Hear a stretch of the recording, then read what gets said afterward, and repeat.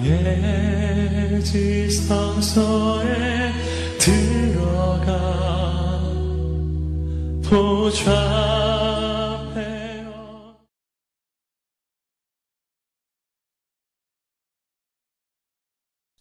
여러분 모두를 주님의 이름으로 축복하고 또 환영합니다.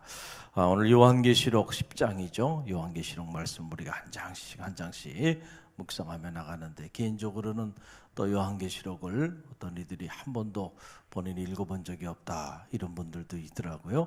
그런데 이번에 이 계시록을 통해서 또 영상으로 은혜를 받고 있다라고 하는 그런 말을 하기도 합니다. 그래요. 이 계시록의 말씀 혼자 읽으면 무슨 말씀인지 도대체 이해가 되질 않아서 쉽게 접근하기 어려운 말씀들이죠. 자, 오늘 이 요한계시록 10장 안에도 놀라운 말씀이 이곳에 담겨 있습니다.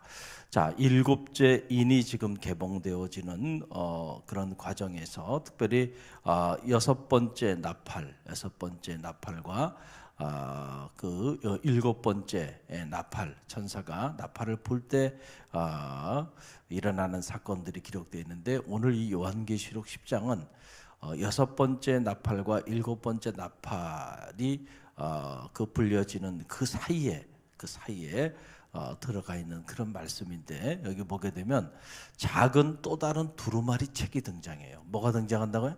작은 또 다른 두루마리 책. 지금까지는 요한계시록 5장의 그 밤모섬에서 사도 요한이 봤던 환상 중에 하늘 문이 열리고 하나님의 보좌가 있는데, 하나님께서 뭘 가지고 계셨다 그랬어요?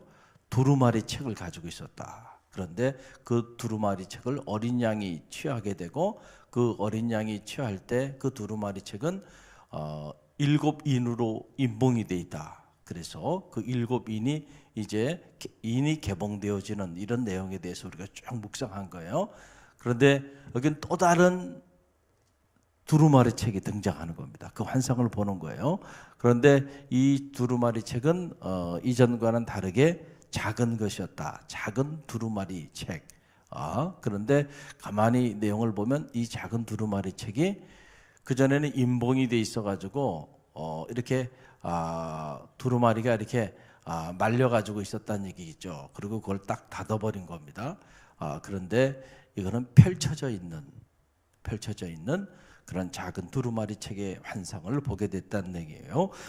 그 내용이 1절로 2절에 이렇게 나오는데요. 우리 함께 읽어봅니다.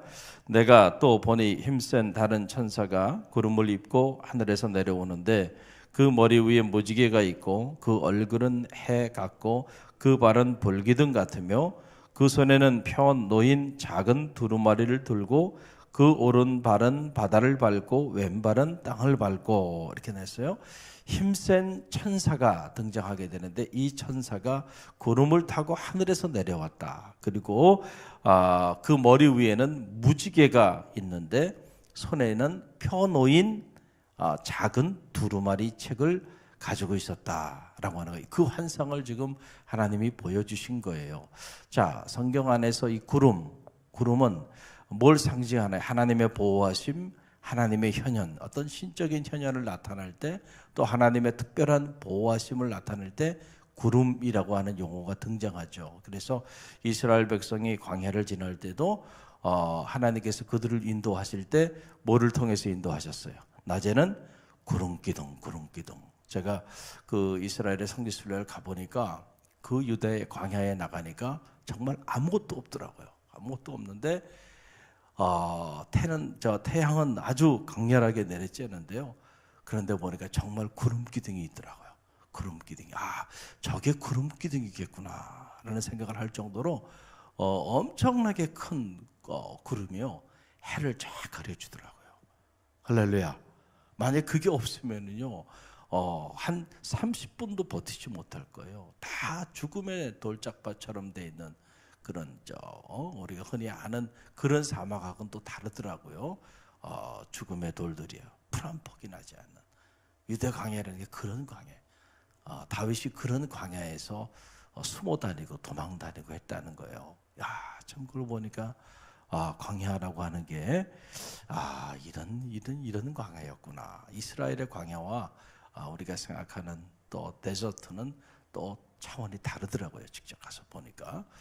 자, 하여간 중요한 것은 이 구름, 그래서 이 구름 속에서 올라가시고 구름 속에서 다시 나타날 것이다 예언하셨고, 또 이 구름 기둥을 통해서 당신의 백성을 특별히 보호해 주셨죠. 또 무지개, 자, 성서 안에서 무지개는 뭘 상징하나요? 언약을 상징하는 거예요. 언약, 좋은 환상입니다. 언약. 노아의 방주, 노아 심판을 하신 이후에 다시는 물로 심판하지 아니라 뭐로 언약해 주셨어요? 무지개 언약이에요. 무지개 언약. 무지개 언약. 저도 고등학교 시절에 저 하늘산에서 기도할 때에 어제도 우리가 좀 간증을 나눴지만은 칠흑 같은 어두운 밤에 제가 제 진로 문제를 위해서 기도할 때 하나님이 저에게 무지개 환상을 보여주셨어요. 지금도 생생해요. 칠흑 같은 어두운 밤에 무지개가 하늘에 뜨더라고요. 할렐루야. 그 무지개, 내가 지금 너를 통하여 내 뜻을 다 이루시겠다는 거죠. 할렐루야. 제가 주의 길을 걸어가는 그 일이 저에게는 고등학교 때 너무 힘든 일이었어요. 저희 집안에 믿는 사람이 아무도 없고, 또 누구도 제가 신학을 하겠다는 그 일에 대하여 환영하는 사람이 없고, 다 반대하는 사람들밖에 없고, 과연 이 길을 가야 되나 말아야 되나, 과연 내가 신학교를 가서 죄종이 될 수는 있을까, 앞이 막막했단 말이에요. 그걸 위해 기도할 때 하나님이 무지개 환상을 통해서 응답해 주신 것이죠. 할렐루야. 그리고 지금 와서 돌이켜 보니까 놀라운 거예요. 놀라운 거예요. 목회자가 됐어요, 안 됐어요? 됐죠. 거기에 또 신학자까지 만들어 주셔서 그 감리교 신학대학에서 또 목회자들을 가르칠 수 있는 위치까지 하나님이 허락해 주셨어요. 제가 기대했던 것 이상으로 몇십 배 하나님이 제 삶을 축복해 주셨잖아요. 할렐루야. 제가 잘해서가 아니고요. 하나님이 때로 제가 너무 연약하고 아무도 나와 함께 하는 이가 없고, 그러니까 무지개 환상을 통해서 저에게 뭘 보여주신 거예요? 뭘 보여주신 거예요? 내가 너를 통하여 반드시 내 뜻을 이루리라고 하는 환상을 보여주신 거고, 그 환상을 통해서 저는 힘들고 어려울 때마다 그 환상을 보면서 생각하면서 일어나고 또 일어나고, 하나님은 살아계시고 그 살아계신 하나님이 내 절망의 때에 나타나셔서 이렇게 보여주셨지. 할렐루야. 그게 흔들리지 않는 거예요. 할렐루야. 근데 여기 보니 네가 그래서 이 구름과 무지개가 등장하잖아요. 그러니까 이 천사는 악한 천사는 아니라는 증거죠. 그러니까 하나님의 현현, 어떤 신의 대리자, 신적인 대리자. 어떤 이들은 이 천사를 어린 양 예수 그리스도로 표현하는데, 그런 표현들은 참 어떻게 보면은 너무 잘못된 표현들이에요. 그러니까 그런 해석들은, 왜냐하면 예수 그리스도를 천사로 이렇게 표현한 그런 구절이 없어요, 성경 안에는. 그러나 중요한 거는 천사가 어떤 신적인 권위, 신적인 자기 현현을 나타내는 그런 하나님의 대리자로, 메시지의 대리자로 이렇게 등장하는 거잖아요.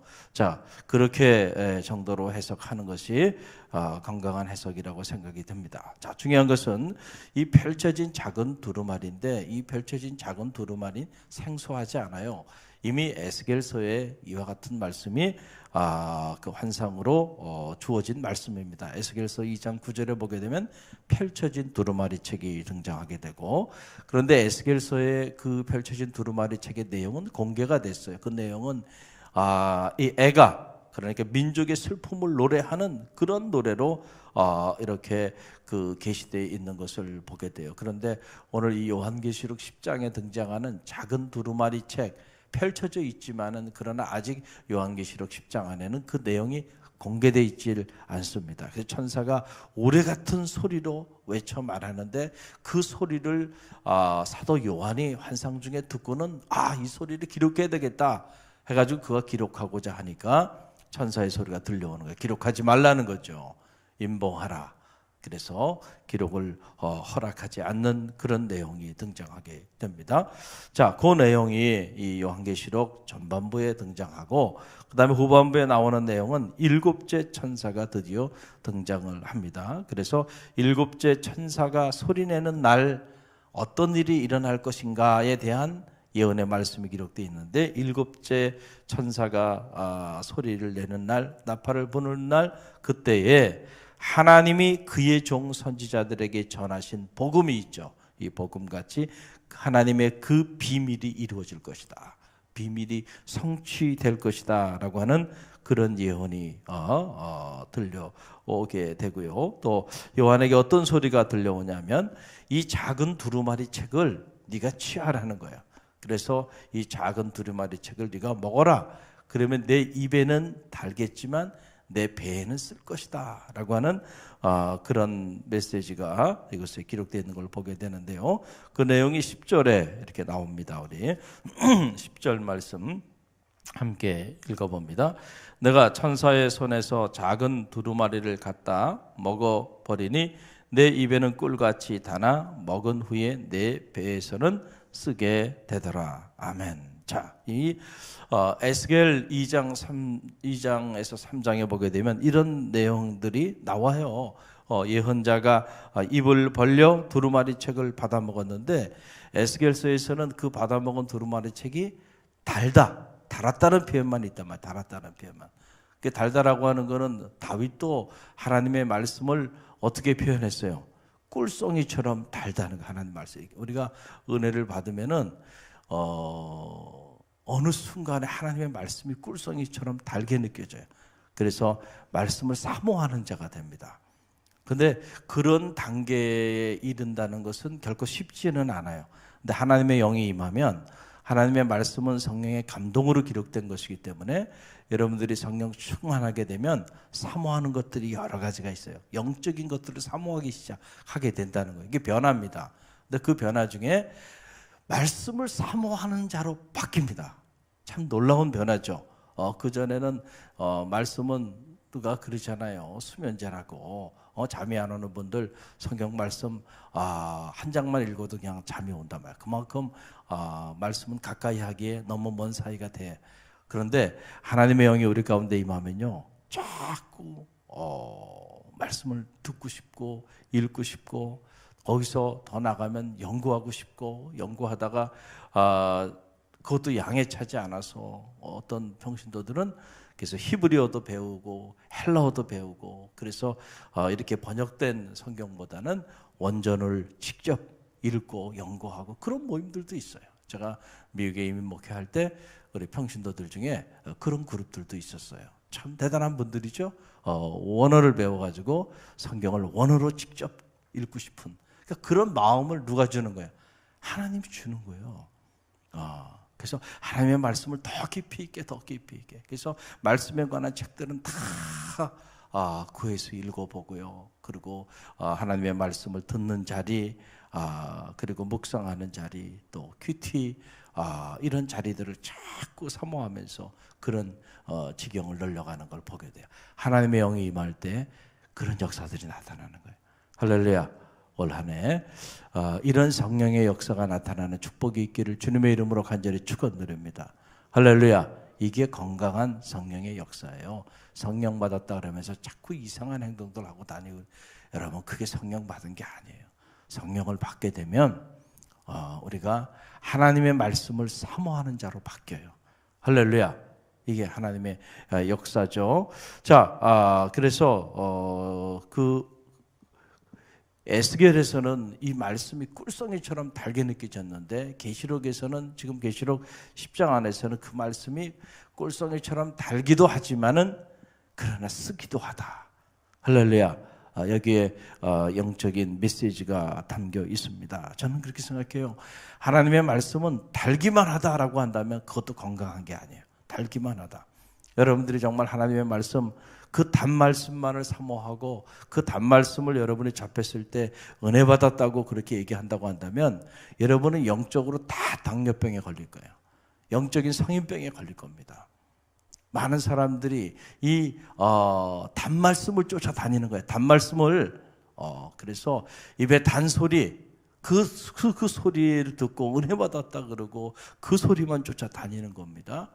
그러나 건강하지 않아요. 이것도 하나님의 말씀은 언제나 이중적입니다. 그러니까 우리에게 축복의 언약의 메시지, 우리를 보호하시고 위로하시고 격려하시는 메시지가 있는가 하면 동시에 우리를 향한 통렬한 회개와 참회를 촉구하는, 그리고 더 나아가서 때로는 심판을 우리 가운데 말씀해 주시는 이런 감당하기 어려운 쓰디쓴 이러한 메시지도 동시에 있는 게 사실이죠. 할렐루야. 그래서 하나님의 말씀은 이렇게 이중적인 이런 그 기능을 하고 있고, 또 내용도 그런 내용으로 구성이 돼 있어요. 그런데 우리가 무슨 보호하심, 뭐 인도하심, 뭐 책 이름이죠. 이런 쪽에 초점을 맞춘 그런 말씀의 책, 또 그런 소리들, 그 소리만 듣기 위해 사람들이 막 군대처럼 몰려가는 거예요. 참 한편으로는 두렵고, 한편으로는 안타깝고, 한편으로는 참 걱정이 된다는 거죠. 여러분, 하나님의 음성을 들어보면 그 음성은 우리에게 이렇게 단 음성 있어요. 하나님 우리를 보호해 주시는 분이시죠. 위로하시고 격려하시고, 그리고 우리에게 축복의 언약을 말씀해 주시는 분이세요. 할렐루야. 틀림없어요. 근데 여러분들이 그런 소리만 듣기를 원한다고 한다면 여러분 다 병들고 말 거고요. 우리가 요한계시록 전체를 통해서 묵상하는 것처럼 마지막 날 마지막 때에 흰옷 입은 정려나무 가지를 가진 이긴 자가 될 수 없음을 꼭 기억하시길 바랍니다. 할렐루야. 이게 거짓된 예언자들의 메시지죠. 8세기, 9세기 이스라엘 역사를 봐도 그때 거짓 예언자들이 그런 예언들만 한 거예요. 사람들께서 그런 예언을 듣고 구름대처럼 몰려간 거예요. 그러나 아모스 같은 예언자가 하나님의 정의와 하나님의 심판을 그들에게 예고했을 때 누구도 듣지 않고 오히려 그 선지자를 박해하고 핍박했다는 거죠. 하나님의 참 예언자는 때로는 사람들의 평가에는 어떤 평가를 받을 수 있어요. 광야에 외로운 소리가 될 수도 있다. 그러나 그 소리가 우리를 살리는 하나님의 소리임을 들을 수 있는 귀가 있기를 간절히 바랍니다. 요한계시록에 게시된 이 작은 두루마리 책, 이 펼쳐진 작은 두루마리 책에는 단말씀도 있지만 감당하기 어려운 그런 쓰디쓴 말씀이 이 안에도 담겨 있다라고 하는 그런 상징적인 메시지죠. 할렐루야. 저는 바라기는 여러분이 입에만 단 말씀, 그 말씀만을 사모하고 그 말씀을 들을 때는 은혜 받고, 여러분에게 쓴 말씀은 여러분들이 묵상하지 않고 쓴 말씀이 선포되고 책망과 회개와 참회를 촉구하고 심판을 촉구하는 그런 메시지를 들을 때 여러분들이 마음의 문을 닫아버리고 상처를 받는 그런 안타까운 이들이 갈릴리 교회는 없기를 간절히 바랍니다. 할렐루야. 여러분, 약도요, 쓴 약이 몸에 좋은 거예요. 할렐루야.